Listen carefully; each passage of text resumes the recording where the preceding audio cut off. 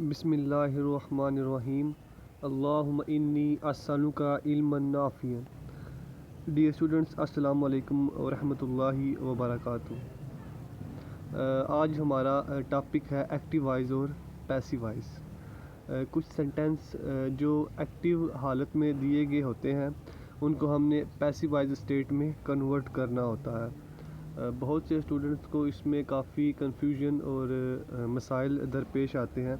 उसकी आसानी के लिए यहाँ पे एक वेरी कॉमन रूल है। ये असूल बहुत ही कॉमन है और आपने इसको हमेशा याद रखना है। ये जो असूल है या ये जो फार्मूला है, इसको जब आप अच्छे तरीके से जहन नशीन कर लेंगे तो आपको एक्टिव वॉइस से पैसिव वॉइस कन्वर्ट करने में इंतहाई आसानी पेश आएगी।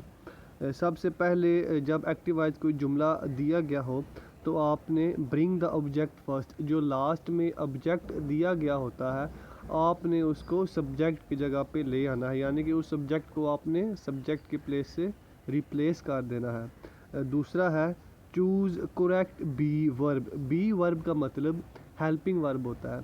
आपने चूज़ जो बी वर्ब यानी कि हेल्पिंग वर्ब करना है वो एक्यूरेट और करेक्ट होना चाहिए।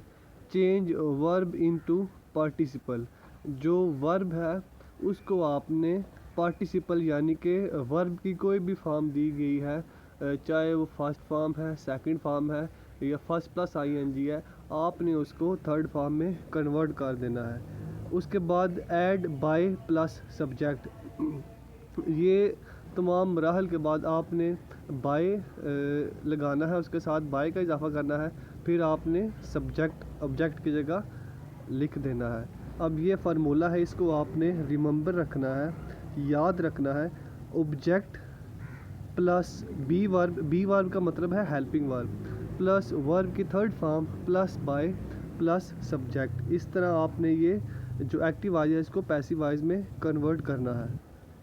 स्टूडेंट्स, ये एक जुमला है जिससे आपको इंतहाई मुफीद फॉर्मेशन मिलेगी कि कैसे आपने एक्टिव वॉइस को पैसिव वॉइस में कन्वर्ट करना है। शी हेल्प्स हिम, अब ये जो शी हेल्प्स हिम है ये एक्टिव वॉइस है, इसको जब हम पैसिव वॉइस में करेंगे, अब गौर से स्टूडेंट्स देखिए, शी हेल्प्स हिम, हिम यहाँ पे ऑब्जेक्ट है, जब हम इसको सब्जेक्ट की जगह लेके आएंगे तो हिम ही में कन्वर्ट हो जाएगा, ही।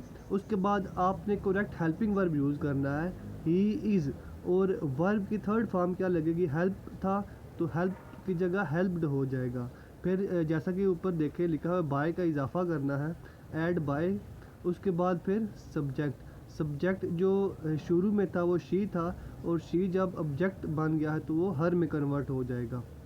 स्टूडेंट्स, जो मेन पॉइंट आपने याद रखना है वो ये है कि आपने ऑब्जेक्ट को सबसे पहले लेके आना है, हेल्पिंग वर्ब की करेक्ट फॉर्म यूज़ करनी है, उसके बाद जो वर्ब है उसको पार्टिसिपल यानी कि थर्ड फॉर्म में कन्वर्ट करना है, उसके बाद आपने बाय और फिर सब्जेक्ट लगाना है। अब जो एक्टिव वॉइस की पैसिव वॉइस में कन्वर्जन है यानी कि जो हम तब्दील करते हैं वो टेंसेस के हिसाब से होती है। प्रेजेंट पर जो प्रेजेंट टेंस है, जो प्रेजेंट सिंपल टेंस है, उसमें इज़ एम आर लगता है, और इसके अलावा जब प्रेजेंट कंटिन्यूस आता है तो सिर्फ बाकी सारा स्ट्रक्चर वही रहेगा, सिर्फ आपने टेंसेस के हिसाब से उसकी जो बी फॉर्म है वो करेक्ट लगानी है। बी फॉर्म में आपको डिटेल में जाए बगैर बता देता हूँ कि किस टेंस में कौन सी बी फॉर्म आएगी। सिंपल प्रेजेंट टेंस में इज़ एम आर यूज होगा हेल्पिंग वर्ब के तौर पर। प्रेजेंट कंटिन्यूस में बीइंग यूज होगा किसके बाद, इज़ एम आर के बाद। प्रेजेंट जो परफेक्ट टेंस है उसमें बीन यूज होगा हैज़ और हैव के बाद। उसके बाद जो सिंपल पास्ट टेंस है उसमें वाज और वर यूज होगा पैसिव वॉइस बनाने के लिए। पास्ट कंटिन्यूस टेंस में बीइंग यूज होगा वाज और वर के बाद। उसके बाद पास्ट परफेक्ट टेंस में बीन यूज होगा हैड के बाद। इसी तरह ही आप सिंपल फ्यूचर टेंस है जो उसमें बी यूज होगा विल और शैल के बाद। और ये जो फ्यूचर परफेक्ट टेंस है इसमें बीन यूज होगा विल शैल हैव के बाद। कोई भी सेंटेंस है जिसमें विल और शैल हैव, विल हैव या शैल हैव आया उसके बाद बीन का इजाफा हो जाएगा।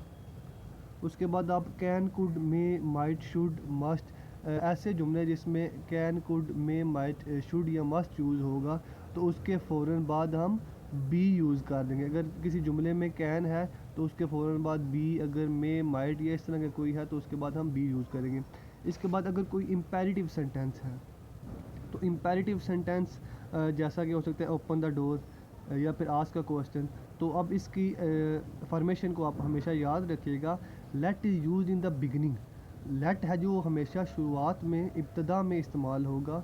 उसके बाद object is placed after let, फिर लेट के फ़ौरन बाद आप ऑब्जेक्ट लगाएंगे। Be is use after object, फिर बी लगाएंगे। एंड पास्ट पार्टिसिपल और उसकी थर्ड फॉर्म। यहाँ पे आपको एक मिसाल बता देता हूँ, आस्क का क्वेश्चन। तो लेट, अब इसमें ऑब्जेक्ट क्या है, a question. Let a question to be asked, या let a question be asked. उसके बाद ऑप्टेटिव सेंटेंस। ऑप्टेटिव सेंटेंस में be plus past participle use होगा, यानी कि जो बी है उसके फ़ौरन बाद थर्ड फॉर्म यूज़ होगी। मे ही अर्न मनी, तो may money be earned by him, may money be earned by him.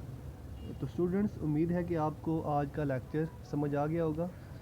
अब आपका ये काम है कि जो एक्सरसाइज में एक्टिव और पैसिव वॉइस के सेंटेंसेस दिए गए हैं, जो सिर्फ एक्टिव वॉइस के सेंटेंसेस दिए गए हैं, आपने खुद उनको कन्वर्ट करना है इन रूल्स के हिसाब से। अगर आपको किसी भी एक्टिव वॉइस और पैसिव वॉइस के किसी सेंटेंस की समझ नहीं आती तो आप ग्रुप में मैसेज करके पूछ सकते हैं। अल्लाह आपका हामी नासिर हो। अपना खूब सारा ख्याल रखिएगा। अल्लाह हाफिज़।